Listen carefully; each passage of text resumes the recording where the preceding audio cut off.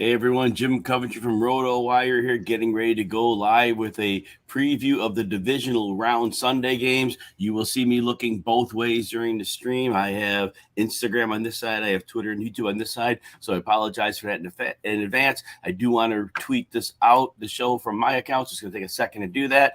Welcome everybody as you're coming in. Definitely want to take any questions. I will preview these games. I'm just tweeting this out right now. All right, I think we're good to go.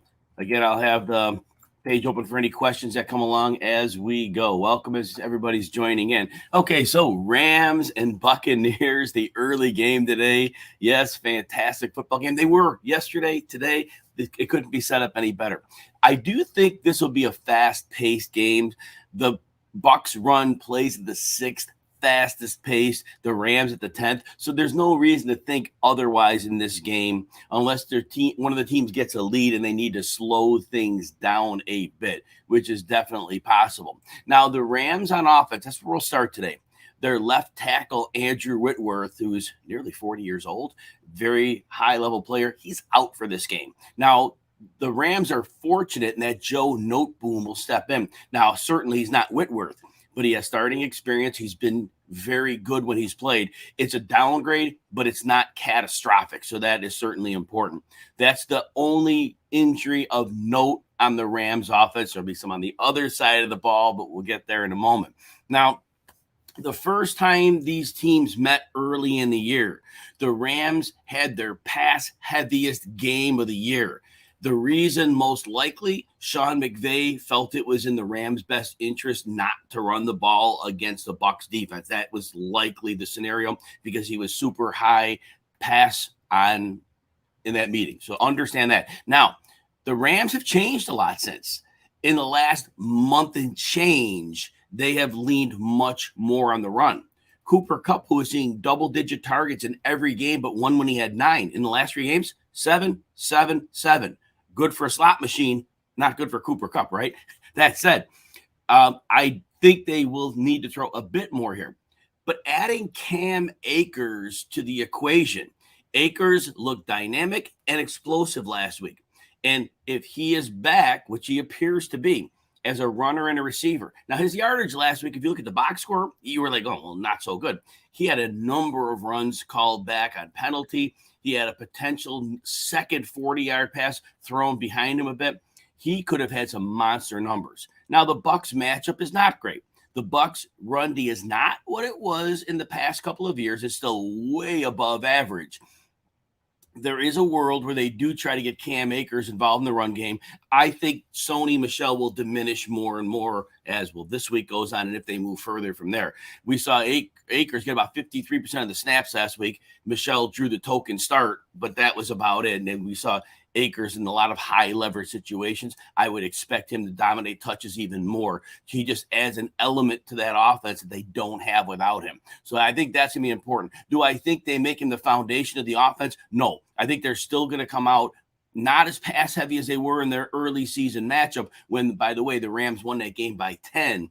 But again, they'll throw more, but not to that level. Now, how will the Bucs approach them? We know Todd Bowles, the defensive coordinator. He's going to blitz. That's what he does. But you need to understand, we have a lot of opinions on Matthew Stafford, and they're merited. Matthew Stafford this year has been lights out against the blitz. He recognizes very quickly the hot receiver, gets it there before the blitz gets home. He takes advantage of the inefficiency in the defense that the blitz creates. Todd Bowles saw that in that first game. Matthew Stafford carved them up. I think he may not blitz at that same rate here. Now, talking about Stafford for a minute, before the playoffs started, I made it a point to tell everyone that Matthew Stafford, he has his blemishes as a quarterback.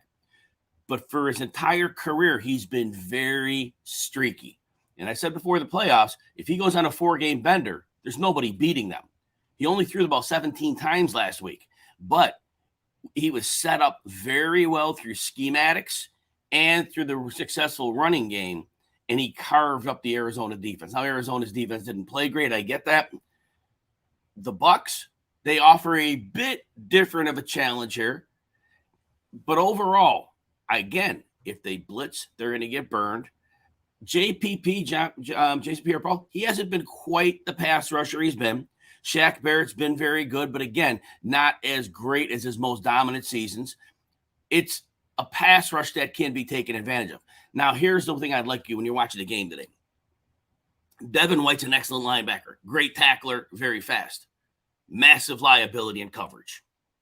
Sean McVay knows this. He targeted him in that first game. Now, Cooper Kupp, drag routes over the middle, get him isolated on linebackers. Tyler Higbee's become a much bigger part of the offense. He hasn't put up gaudy numbers, but he's getting 40-plus yards a game, and he's getting 5-ish targets. There are matchups, and they can probably get Akers out of the backfield, depending how types of routes they want to run. They probably get him isolated there. Now, in that first matchup, Deshaun Jackson was still with the Rams, eviscerated him. There's 3 for $115 and a touchdown. OBJ is there now. I don't think the Bucs have good physical corners. I don't think they match up well with OBJ. And I think if OBJ is weaponized in this game, they're using him judiciously. They're adding a little bit to his plate, it seems, as the weeks go on. But they certainly have an advantage here, and they're going to remember that from the first matchup with Deshaun Jackson. Now, I'm not saying Odell Beckham, he doesn't have Deshaun Jackson's speed. Nobody does. But Odell Beckham knows how to get on top of a defense, especially a defense has to worry about Cooper Kupp, the running game, the tight end. If they spend too much time putting players over the top, they're going to get crushed underneath. So it's one of those things that they probably are willing to take a chance on because they understand that Cooper Kupp is the engine that drives the machine. So, again, I think the middle of the field is where they get a lot of their damage done, the Rams as an offense. But again, I think there could be some shot plays there. And we can't forget Van Jefferson's a really good player, not getting a lot of targets, but they pick their spots in him. He also can get downfield. So overall, I do think this matchup goes very favorably for the Rams. If they get the running game with Cam Akers untracked and successful early against us, like I said earlier, a still tough run defense of the Bucs, it would be that much better for them. But regardless, I think they use Akers as a receiver more in this game. They saw last week flashes of it. They use him on downfield routes. I think in the screen game here, the Bucs have had their struggles against receiving backs. And I think this matches up very well. As I said earlier, getting those linebackers isolated in coverage, great run stoppers. So that's what I'm looking for here. If you're looking at DFS, so I'm kind of mentioning, morning, Neil.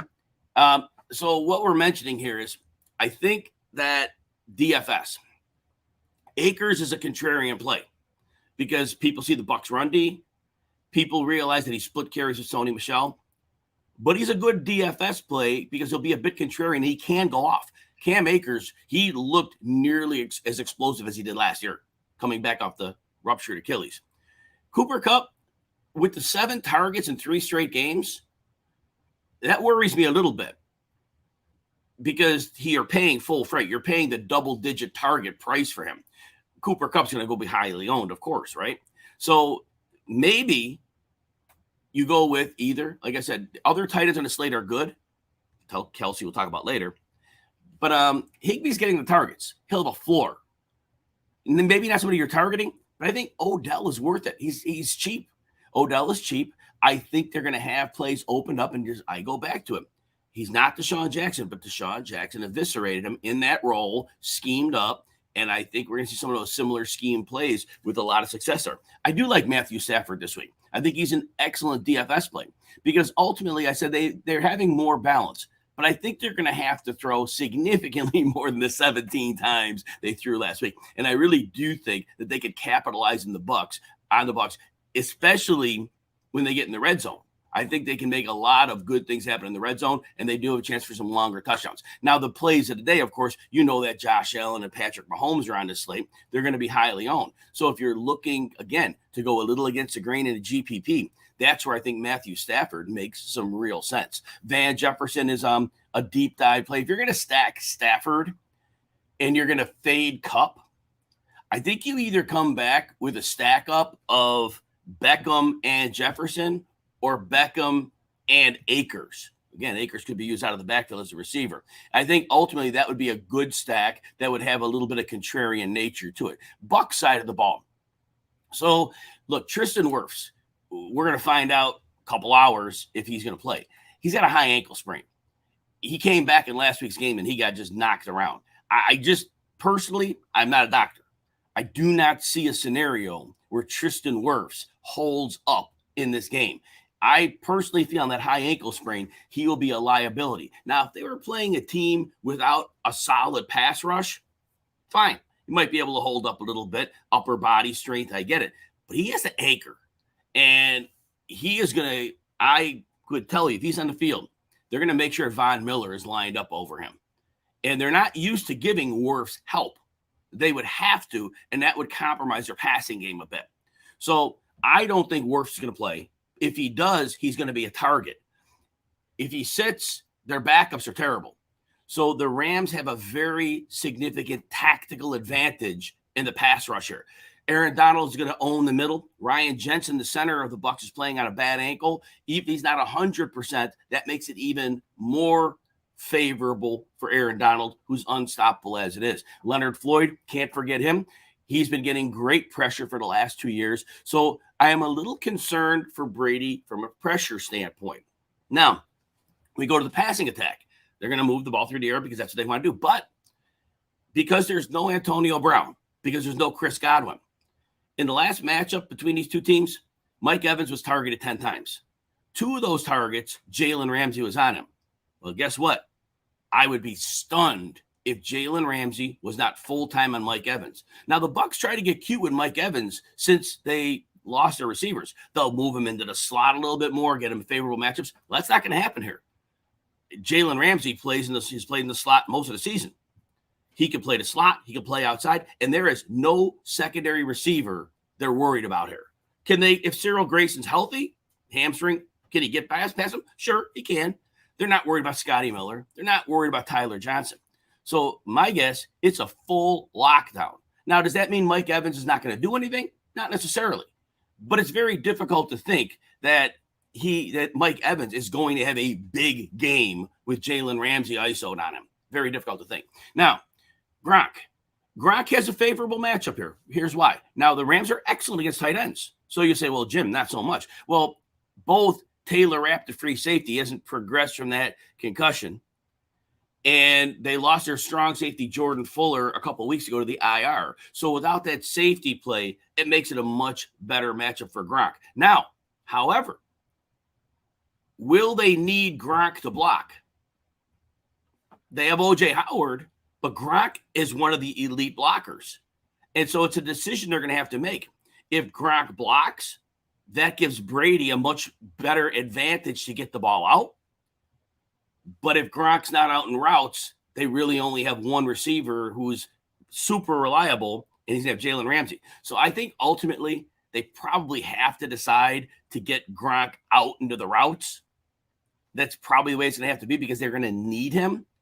Leonard Fournette's supposed to come back this week. This is big for them because to mitigate that pass rush, well, of course, Brady has done this for decades, dump the ball off. Leonard Fournette has been a very, very accomplished receiver out of the backfield this year. There's 6, 7, 8 targets, and he's been reliable for Brady, and we know it. If Brady trusts you, you'll get the ball. So Leonard Fournette is going to be very helpful to keeping Brady clean. Now, the run part of the matchup is not great. And again, with center Ryan Jensen dinged up on an ankle, he should play. Wirfs, as we mentioned earlier, unlikely to play, in my opinion. I think that takes a little bit of a dent into the running lanes that Fournette's going to see. So for DFS, Fournette's a low price, but I think in terms of getting him in the full PPR, I think that's a great opportunity. I think he should get a minimum of 6 to 7 targets in this game just because of the way I project game script and the pass rush to be. So very important to understand it. Now, DFS-wise, I don't think Brady's a good play today. I think the only way they're going to have a chance in this game is if the Rams are misfiring on offense and it's a lower scoring game. I don't think Brady has the horses right now to pile up numbers. Look, I know he's Tom Brady. No question. Best ever. A few years ago when he was in New England that last season, they played Tennessee. He didn't have weapons. He had very little weaponry. Line wasn't great, and they got crushed. This is a similar situation. He has Mike Evans, but they have Jalen Ramsey, so that negates that a bit. So this is not an optimal matchup for Tom Brady. For Leonard Fournette, yes, with the screens, I think it's excellent. I even think there's a world, if they fall behind, that both he and Gio Bernard get significant targets. Now, Bernard's dinged up, so you have to watch the inactive report on that. I think he plays, but we'll see. If he obviously is inactive, it's more targets for Fournette. That'd be for sure. Everybody else on the Bucs besides Gronk. Gronk is a solid play here because, and I think anytime touchdown, betting an anytime touchdown on Gronk is a good deal because with Evans tied up in the red zone by Ramsey, I think Gronk without those safeties, that's a good matchup for him. So, but I don't think the Bucs are going to score a lot of points here. Rams are playing well on defense. They're flying around the last couple of weeks. They looked really good last week. I know the 49ers beat them, but the 49ers just bring a completely different dynamic. So overall, that's it with the DFS. I really would just say the running backs and Gronk. If you're going to take a dart throw on one of the receivers, I mean, Tyler Johnson could get some work. He's getting 30 to 50 yards, but he could come up with more in this game. They're going to need help, and he plays a lot of slot, and so that could be very useful for him. All right, let's get to the last game here, tonight's game, the one I know everybody, well, we're anticipating all these games, but I know this one's big, the Bills at the Chiefs. Now, first of all, let's just understand the Week 5 game that the Bills won 38-20. It was a very, very different game. I got a comment here before we go here. Let me learn. Oh, nice, A-Rod. Yeah, he was at the game. That was something. All right, so the 38-20 Bills big win in Week 5 over the Chiefs. So first of all, a lot has changed since that game. The Chiefs were struggling on offense. They had some weird turnovers. Ball hits Tyreek Hill's hands, bounce off interception. Gregory Rousseau, 6'8" pass rusher, hits his arms up, ball deflects into the air, interception there. There were other plays. It was a very, very weird game. Now, also, the Chiefs were playing without Chris Jones, but their defense was one of the very, very worst in the league. They were not good at all at that point. The Bills, they specifically designed this version of their team to beat the Chiefs. And they came out and they did that. Tons of credit to them. Excellent. What are the teams right now? So as I'm saying, the Chiefs, obviously, and you all know this, they have improved vastly on defense. They picked up Melvin Ingram at the trade deadline. He goes on the outside edge, and that allowed Chris Jones, who they were trying outside, to kick back to his best position inside. And Frank Clark on the other end defensively, he has been playing much better than he has in his tenure with the Chiefs lately. So they really have a dynamic trio that can cause problems for an offensive line. So I think that's a big difference. We don't know if Rashad Fenton, the corner, is going to play. He missed the last couple of games. He's questionable. It would be a big boost if they have him on the field, not insurmountable if they don't. Now, let's start with the Bills side of the ball here. So Josh Allen's had a great season. Now, I was listening to a PFF podcast this week, and they mentioned that every time that Josh Allen, football's a small sample size sport, you get that. Every time he's had a big game, he's come back with a moderate to a clunker. Small sample size. And I wondered that while I was watching the game last week. I mean, this guy's having the night of his life. How does he come back from that? And maybe he doubles up. It's small sample size. He definitely could do that. You hate to just have a trend and say, oh, the trend is the way we're going. It's kind of irresponsible to do that. But here's what's going to happen. We know Steve Spagnuolo, the defensive coordinator of the Chiefs. He's going to blitz. It's what he likes to do. But I think it's especially important here against Josh Allen and the Bills. The Bills are going to score their points. They're a great offense. There's no question about it. They're going to score. Allen's going to run too. That's going to be a big part of it. But I think if Spagnuolo gets that blitz going, get it going regularly, he's looking to have Allen make 1 to 3 big mistakes. Maybe it's taking a sack on a third down. Maybe it's an interception. So it could be any of these things. What the Chiefs are looking to do is they just want to lower the scoring possessions for the Bills so they can simply outscore them. So that's the mindset we're looking at. Now, as we're looking at this game also, I expect the Chiefs to play heavy zone. I don't think they want to go man-to-man to turn their backs on Josh Allen so he can just gash them for 100 yards on the ground. He's still going to get rushing yards. There's no doubt. But I think they want to limit that. And I think they may even do something crazy, like line of 4, 7 defenders across, so cover 7. And then from there, they could bracket Diggs. They could send blitzers. They could do all kinds of creative things. I don't think it'll be the look all the time, but I think there's a world where we see some of that. We'll see a lot of zone, but mixing and matching and the amount of players there. I think we're going to see some variance there because ultimately they want Allen to make the tight window throws. And he's been very good at that this year, but ultimately they want to live there. They don't want him living in man coverage because that's the Bills are going to beat you there. So, and for a lot of reasons with the running as well of Allen. So I think that's what we're looking at here. Now, the Bills, look, they're going to do what they do. Now, Jerick McKinnon has been more, sorry, Devin Singletary. I mean, McKinnon's later. Devin Singletary has been very involved lately. Been 85% snap share, 80% right in that range for the last month or so.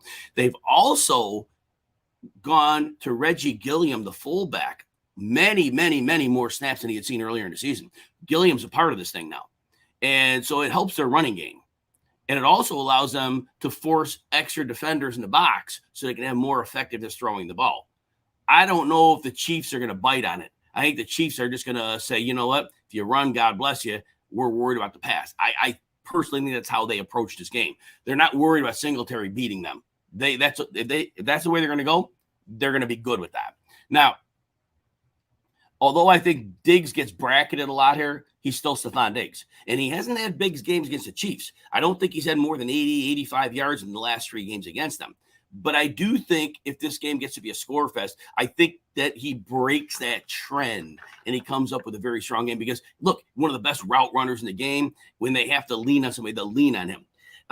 Cole Beasley and Emmanuel Sanders had good starts to the season, and they both have trailed off significantly since. They're very hit or miss from a DFS standpoint because they have not been very good.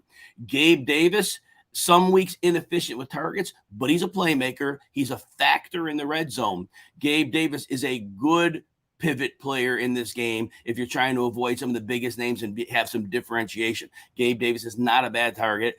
He's enough size to make things happen. He's a factor in the red zone. He's not a huge speed guy, but he can get behind the seams of a defense and make plays here. So I think that's good. Now, a lot of people are going to get real excited about Isaiah McKenzie, and maybe it's merited. But when I look back, his 2 good games were both against the Patriots.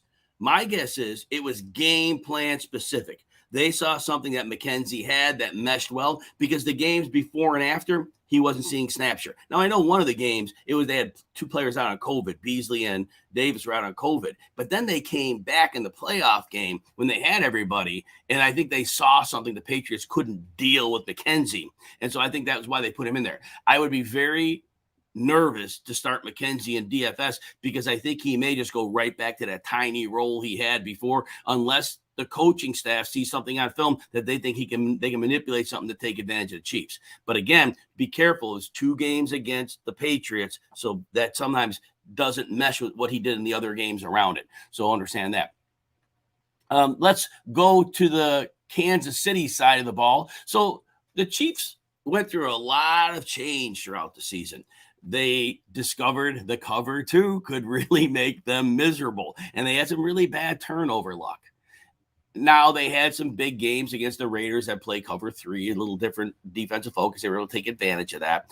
But I think overall, they have figured some things out against cover 2. I think they still aren't the dynamic version of the offense they've been in the past, but I think they'll at least not be crippled by cover 2 safeties high.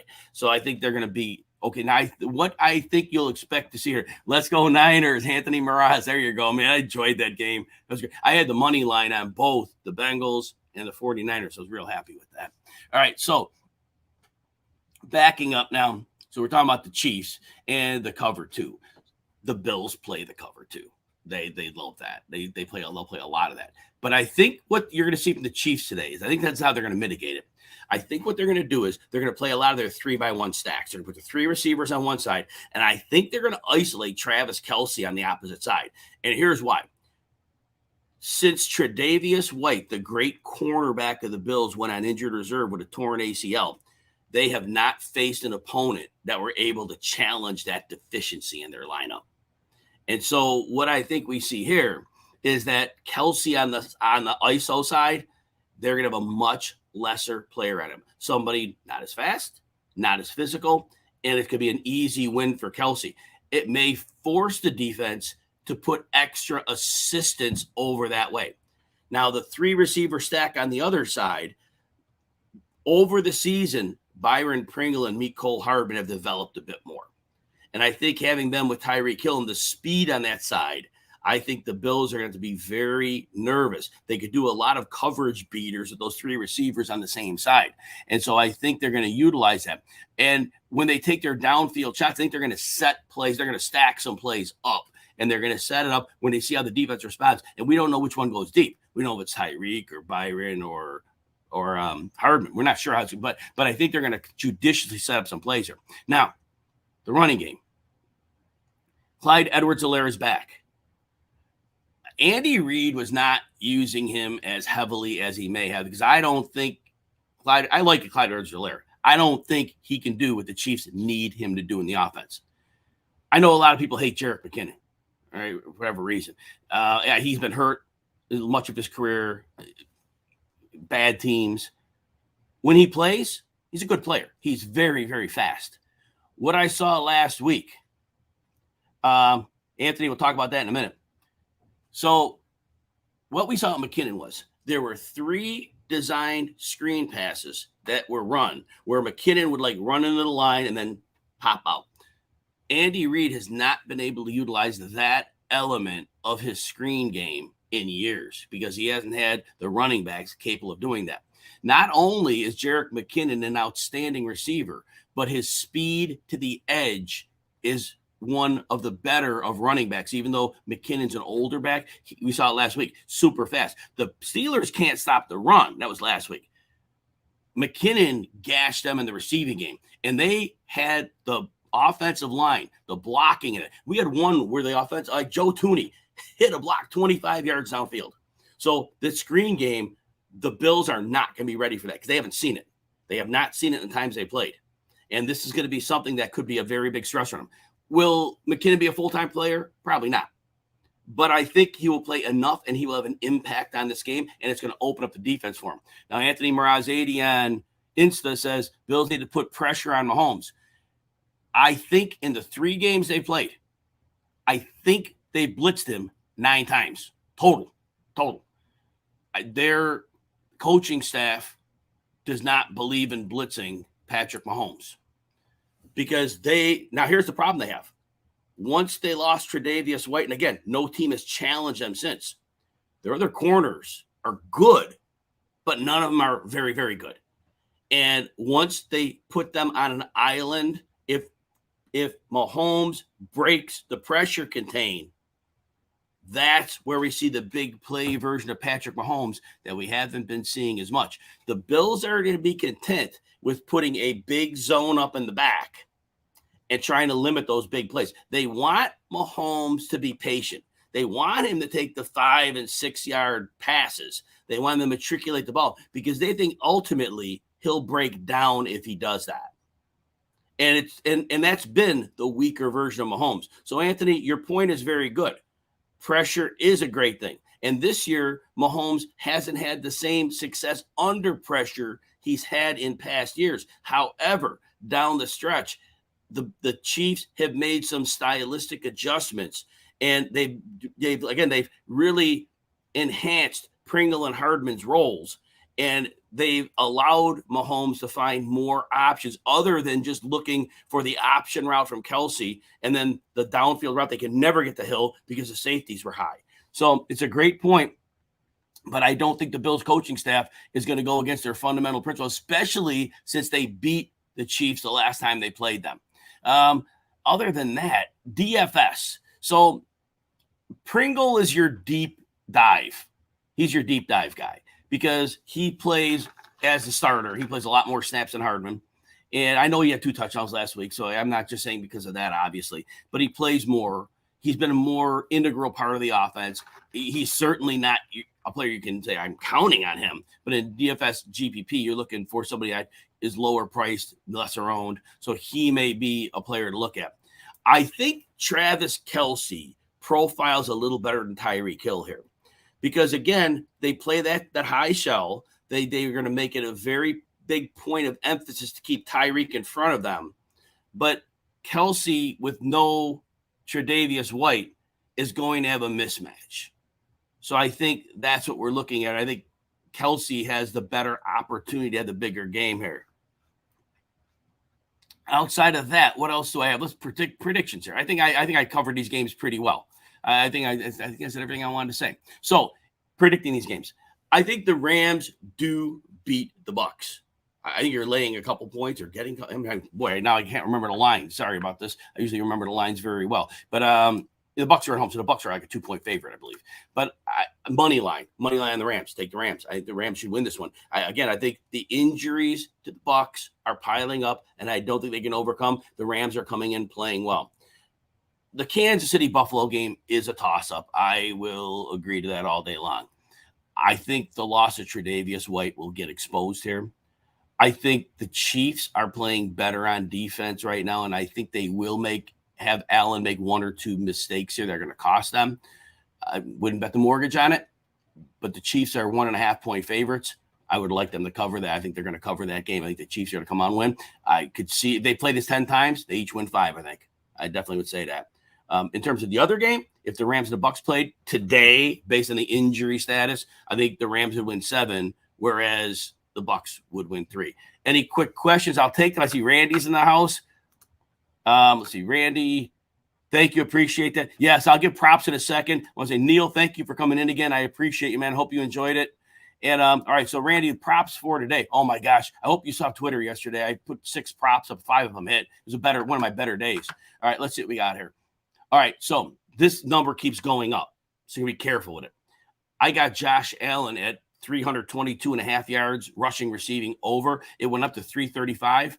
I wouldn't take it beyond 340, but I think that one is a good bet. I don't like just the rushing or the passing, so I think that's one. I'm going to come back to props. I have more questions, some Insta questions here. Tyreek or Diggs for DFS? I think Diggs, because I think ultimately Josh Allen, if they trail, he's going to go to what has to be their best option, and he's going to pepper Diggs with targets. Diggs hasn't had a good game in 3 outings against the Chiefs, but I think they're going to need him a lot here, and I think they're going to have to go to him a lot. Tyreek, I think that bracketed high shell, I think it's going to discourage Mahomes from going to him. Now, that said, he gets 2 80-yard touchdowns, right? Diggs, I don't think Diggs has an enormous ceiling here. I think he has a good ceiling, but he hasn't had a big game against the Chiefs. The Chiefs have handled him pretty well. So I think Diggs is your moderate floor, moderate ceiling play. Hill has downside here. But again, I think if they run to 3-by-1 sets as I'm expecting, I think Tyreek has upside. I think Tyreek is going to be more contrarian because I think over the course of the season, people have been disappointed by him. So I would go Diggs, but if I want to go contrarian, and I think I'm going to risk a low score, a 4 or 5, for a 25 or a 28, then I think Tyreek Hill would go that route. All right, let's see what else we got. Rams defense wins again. Yes, I agree, Anthony. I think that's a very strong call there. All right, back to props. And I see Allen's in the house as well. So, Randy, other props I have here. Let me look through here. Cam Akers over 18.5 receiving yards. The running game, he's 48.5, and the Bucs defense worries me a little bit, and I'm not sure how many carries Akers is going to get, what the split's going to be like. So I'm going to go with the over on the receiving yards. They used him well last week. I think he's going to be a part of the attack there because that's what you can do. Mike Evans under 71.5 yards, as I mentioned earlier. I fully expect Jalen Ramsey to be on him full-time. I think Brady is going to see the tight coverage and look elsewhere frequently. I don't think he forces the ball. Tom Brady, that's not the quarterback he is. I do like Stephon Diggs over 71.5 yards. It's been right about the number, if not a little higher than he's been getting against the Chiefs. But as I said earlier, it's a number that I think they're going to have to get him the ball here. Those are the ones I highlighted for the game. Those are the 3 that I highlighted. Allen's in the house. Allen, when the Bills are on the goal line, who's the most likely to get the first crack? I do think Josh Allen, but Dawson Knox is going to be a big one here. I think Dawson Knox will be a critical component in the red zone here. Gabe Davis, that's a tough one. But But yeah, I don't think it's going to be Devin Singletary as much. I think they're going to spread it out a bit. I think Allen's going to power it in, but Knox and Gabe Davis is sneaky. But I put Knox ahead of Davis on that one. Allen, you like Josh Allen over 1.5 passing touchdowns? It's minus 200. That is juiced up very, very high, but obviously that's juiced up because there's a very good probability he hits that. Matthew Stafford. No, okay. Well, sometimes when they're juiced up, I don't list them on my prop sheet because they're juiced too high, but I like that, Allen. Any other comments before I bounce out? I'd be glad to take them. In the meantime, while I'm waiting to see if there's any last comments, I hope everybody has a fantastic day and enjoys the heck out of these games. And hopefully we have 2 big ones. Hey, if you need something to do at 1 Eastern, Alan, who we just saw on Twitter, YouTube, Alan Soslowski, will be on the Sirius XM Fantasy Sports channel today. 2 hours. It will be done well before kickoff. We will give you more in-depth coverage of these games. I think you will love it if you have Sirius XM Channel 87. You'll want to be there for that one for sure. And also for this stream, we'll be back next week. There's just Sunday games, so we'll come back on Sunday, probably same time, and we'll do it here. Randy, early season Rams-Bucks games, shout out. 34-24 was the final. Yes, so the first game was weird. The Rams were not as good on defense. They didn't have Von Miller. That one's huge. Thank you. Someone said awesome analysis. Thank you. I see D-Man. I see a whole bunch. But Kool-Aid Man. Thank you. I appreciate you. So Randy, first of all, not having Von Miller, that was a big deal. That was a real big linchpin because their pass rush has been significantly altered since he's been there. Also, the other thing is the Bucs offensive line was in great shape. Chris Godwin was on the field. And you see, when the defense has to spend attention on Chris Godwin and Mike Evans, the other players have a lot of open space to work with. Von Miller now and Tristan Wirfs either out or hurt. Brady's going to have less time to throw. And now, with the other defenders only having to worry about Mike Evans, but they can just take Ramsey and move him here. The other players now, they don't have to double Evans. They could crowd the middle of the field more. So I see a very difficult scenario for Tampa to move the ball. Leonard Fournette in the screen game, yes. If Gio Bernard plays and they fall behind, he could step into that role a bit as well. Gronk, I said earlier, both safeties for the Rams are out. So you can definitely take advantage of them there. I don't know if it's big plays on the team because the Rams have good linebacker play. They can put some linebacker attention in on him. But I think Gronk has a very reasonable game out of necessity here. Oh, one other prop. I love Gronk as an anytime touchdown scorer here because when they get down there and Jalen Ramsey's on Evans, and Gronk's your man.